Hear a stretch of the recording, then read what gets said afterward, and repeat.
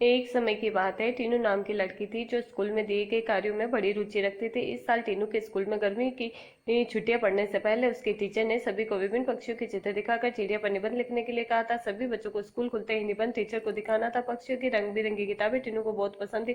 जब टीचर ने बताया कि उन पर निबंध लिखना है और सबसे अच्छा लिखने वाले को इनाम में वह किताब मिलेगी, तो टीनू खुश हो गई। टीचर ने सभी पक्षियों से जुड़ी कुछ कहानियां भी बच्चों को सुनाई। उसके बाद स्कूल की गर्मियों की छुट्टियां पड़ गई। यूं तो टीनू हर साल अपनी गर्मी की छुट्टियां बिताने के लिए कहीं न कहीं बाहर जाती थी, लेकिन इस साल की छुट्टियों में टीनू रोज पास के बगीचे में जाकर पक्षियों और उनके घोंसलों को देखने लगी। उस बगीचे में घोड़िया, दर्जिन, लवा जैसे बहुत से पक्षी आते थे। टीनू बगीचों में आने वाली हर चिड़िया को पहचानने की कोशिश करती और उन्हें गौर से देखती रहती थी। टीनू देखती थी कि हर चिड़िया एक एक घास, पक्षी, पत्ती, पंख आदि को जोड़कर कैसे अपना घोंसला बना रही है। उसके मन में होता है कि चिड़िया को घोंसला बनाने के लिए कितनी मेहनत करनी पड़ती है। टीनू चाहती थी कि वो किसी तरह उन पक्षियों की मदद करे। एक दिन टीनू ने देखा कि पास के बगीचे में बदमाश लड़कों ने लवा चिड़ियों का घोंसला तोड़ दिया है।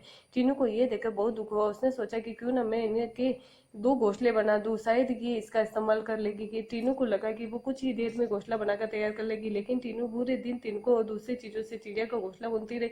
बड़ी मुश्किल से जब घोंसला तैयार हुआ तो घोंसले को पेड़ पर टिकाने के लिए कुछ मिला नहीं। टीनू की माँ ये सब देख रही थी। तभी टीनू ने माँ को बताया, देखिए ना, मैंने चिड़िया के लिए घोंसला बनाया है, मगर ये उतना सुंदर नहीं है जितना चिड़िया बनाती है। मैंने सोचा था कि आसानी से एक सुंदर घोंसला बन जाएगा, लेकिन ऐसा नहीं हुआ।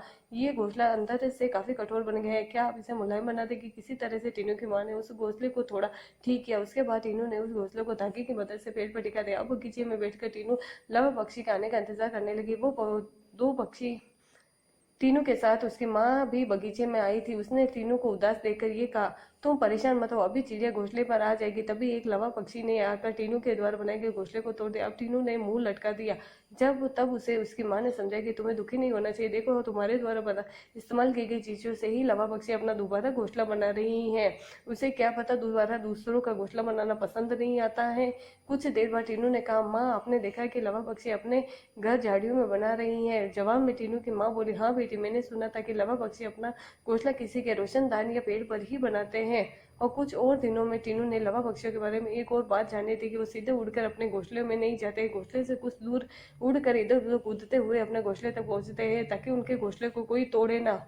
स्कूल की गर्मी की छुट्टियां खत्म हो गई। टीनू ने स्कूल जाकर लवा पक्षी के बारे में निबंध दिखाया और वो प्रतियोगिता जीत गई। प्रतियोगिता जीतने के बाद भी टीनू रोज चिड़ियों की चहचहाट सुनने के लिए उस बगीचे में जाकर घंटों बैठती थी, मानो उसकी चिड़ियों के साथ दोस्ती हो गई हो। कहानी से ये सीख मिलती है कि छोटी छोटी बात पर मन दुखी नहीं करना चाहिए। साथ ही आसपास की चीजों पर गौर करने से हमें काफी कुछ नया जानने को मिलता है।